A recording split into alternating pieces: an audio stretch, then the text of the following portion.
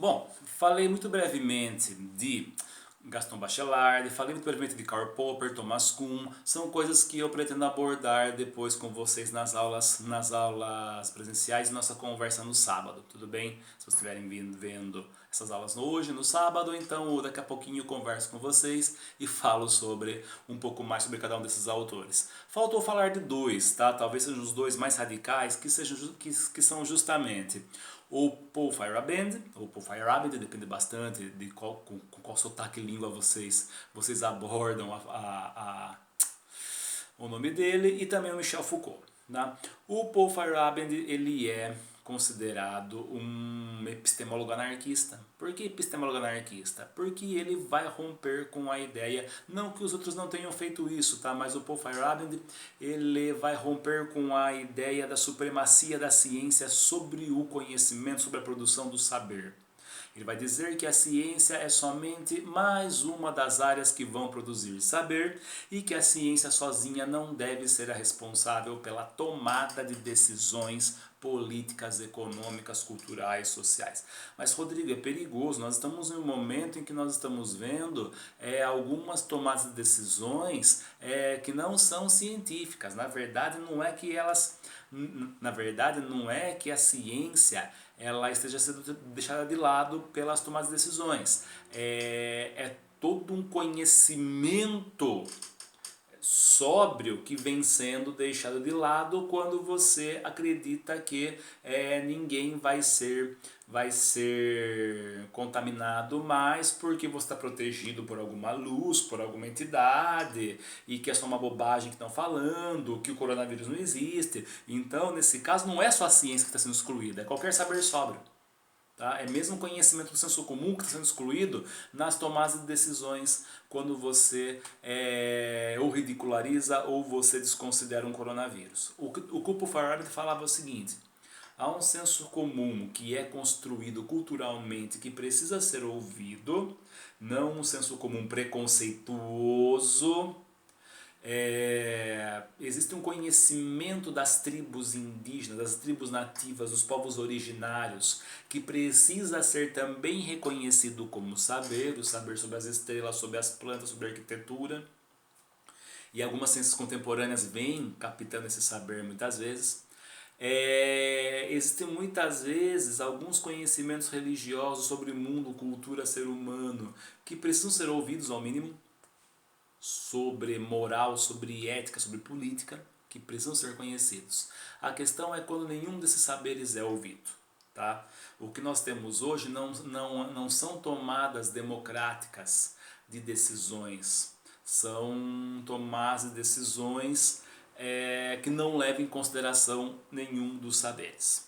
Mas até então, o que nós vamos ter? O Paul Feyerabend ele criticava as tomadas de decisões que eram puramente burocráticas ou técnico-burocráticas. Tá? É o caso, por exemplo, da tomada de decisão de você jogar uma bomba atômica sobre cidades que eram pesqueiras e camponesas ou artesanais como Hiroshima e Nagasaki. Aquilo foi uma tomada de decisão puramente tecnocrática. Não houve uma tomada de decisão social, não houve uma tomada de decisão cultural, não houve uma tomada de decisão política. Aliás, houve uma tomada de decisão que foi burocrática ou técnico-burocrática.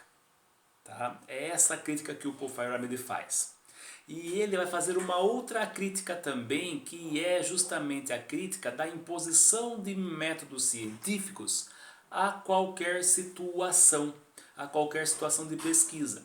Você tem até os anos 50, 60, muitas vezes para uma investigação sociológica, a pura e simples aplicação de questionários. Você vai descobrir qualquer coisa no questionário, você vai descobrir qualquer coisa com observação. Não necessariamente.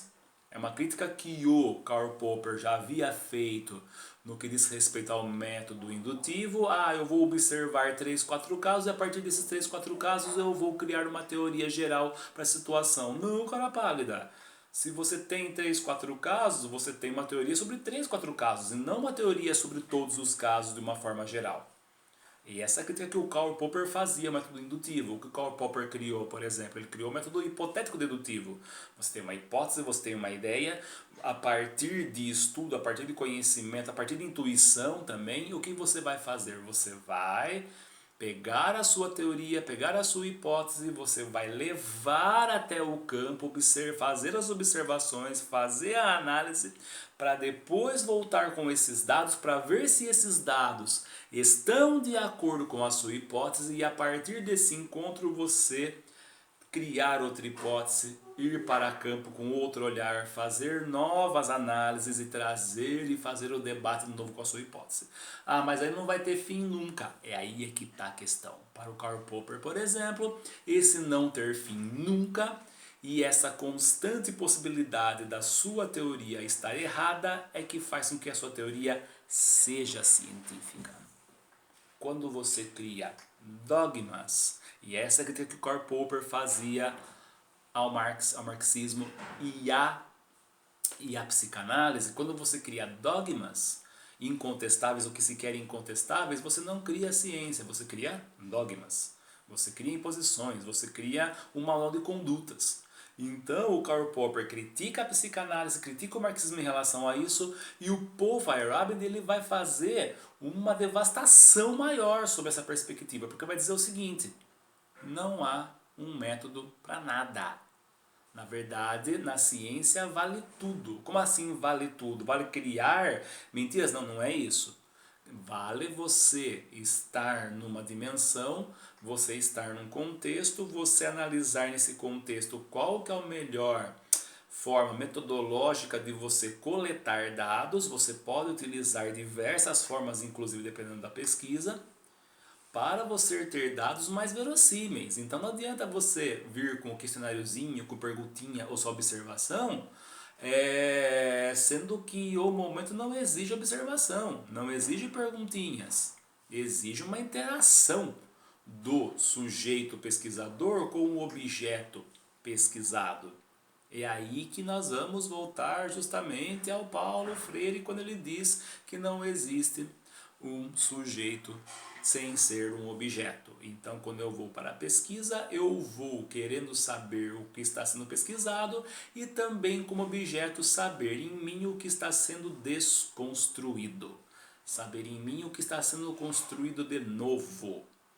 Claro isso? Não que Paulo Freire tenha dialogado com o Paul Feyerabend algum dia, mas são justamente os deslocamentos que nós podemos fazer em perspectivas que estão muito próximas, mesmo nunca tendo se encontrado. Ok?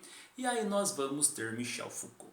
O que o Michel Foucault vai denunciar? Vai fazer uma denúncia muito próxima ao que os outros pensadores estão fazendo, mas o Foucault ele vai ter 3 livros, que é a História da Loucura na Idade Clássica,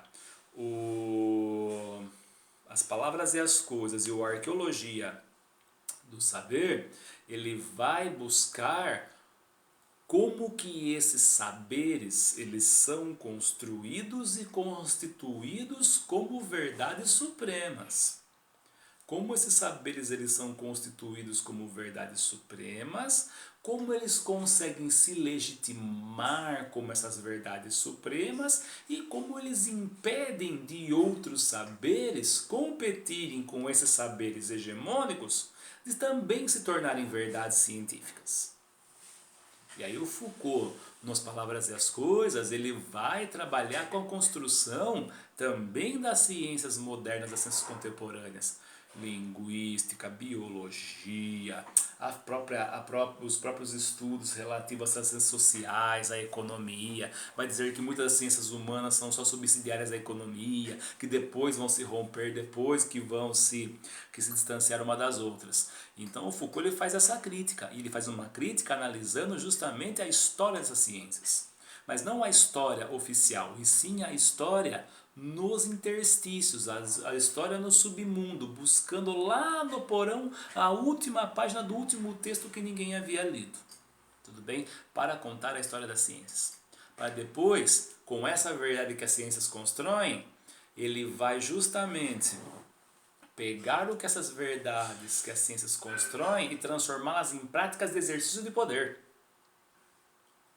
Que tal comportamento de tal pessoa é loucura, ou tal comportamento é uma normalidade, tal comportamento é um desvio. Isso é um desvio. Então o que eu vou fazer com esse desvio? Eu vou consertar, eu vou fazer essa pessoa virar normal.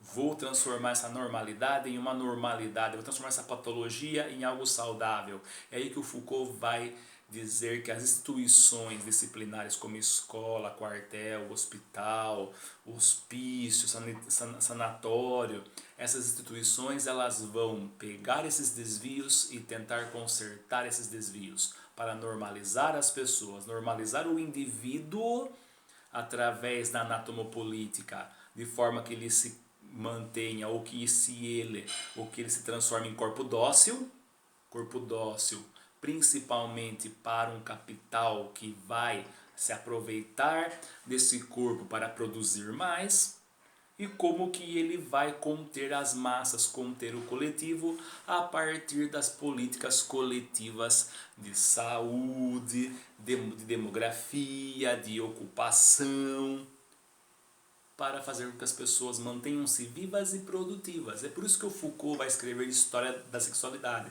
Por quê? Não que ele vai escrever as práticas sexuais, mas ele vai descrever como a sexualidade se transforma em uma preocupação das ciências e como que essas ciências vão fazer dessa sexualidade uma anormalidade que precisa ser combativa para que o corpo se mantenha saudável para ser produtivo. Sensacional, né? Pois é. Então, e é o que vai acontecer com boa parte das ciências nas quais vocês são formados. Ora, para que servia a geografia de ensino médio nos anos 70, senão para louvar e para enaltecer e para engrandecer as paisagens do Brasil, a grandeza do Brasil, a indústria do Brasil, os rios do Brasil? O que a história fazia? A mesma coisa. Só foi nos anos 60, 70 que essas ciências passaram a ter uma nova transformação. O que foi aquela ruptura paradigmática lá no começo da Idade Moderna, essa ruptura ela vai começar a ser desmoronada nesse momento. Que momento? Os anos 60, 70, onde alguns exercícios críticos vão denunciar essas ciências sociais e ciências humanas, dizendo que elas só vão servir ao poder. E elas precisam deixar de servir ao poder para servir as pessoas. Geografia que vai ensinar os alunos pobres o quanto eles são oprimidos por uma cidade sufocante, por uma cidade que impede eles de se transportarem. Uma pedagogia do oprimido de Paulo Freire que vai ensinar aos oprimidos as formas pelas quais eles são completamente submetidos ao exercício do explorador. Ou a história dos vencidos, como o próprio Foucault ou o próprio Karl Popper vão sugerir. Está mais ou menos claro por onde vai essa conversa? E aí na semana que vem, quando formos falar sobre pós-modernidade, pós-estruturalismo, teorias pós-coloniais, filosofias da diferença, nós vamos ver como que esse novo conhecimento, como essas novas formas de conhecimento, novas formas científicas, elas vão se construir no entrelaçamento e na destruição das fronteiras dessas ciências modernas que viviam em guetos ou viviam em territórios nacionais, como são as próprias nacionalidades criadas no decorrer das ciências modernas. Essas nacionalidades que são destruídas cada vez mais pela globalização, apesar das resistências xenófobas e nacionalistas dos populismos, e as próprias ciências também que vão sendo destruídas em suas fronteiras para criarem novas formas de conhecimento, tá? De forma entrelaçada, de forma a criar redes de saberes. Tudo bem? Espero que essas aulas tenham ajudado a vocês um pouco mais a compreender toda essa discussão. Quando nós vamos discutir na semana que vem o texto do Alfredo Veiga Neto sobre ciência e pós-modernidade, isso vai ficar ainda mais claro. E lá na frente, no mês de maio, quando nós formos falar do texto do Boaventura, a gente fecha essa questão, que espero que seja útil para vocês na construção da dissertação. Obrigado mais uma vez, até semana que vem, nos encontramos no sábado ou hoje, caso vocês estejam assistindo hoje. Tá? Até mais, brigadão, tchau, tchau.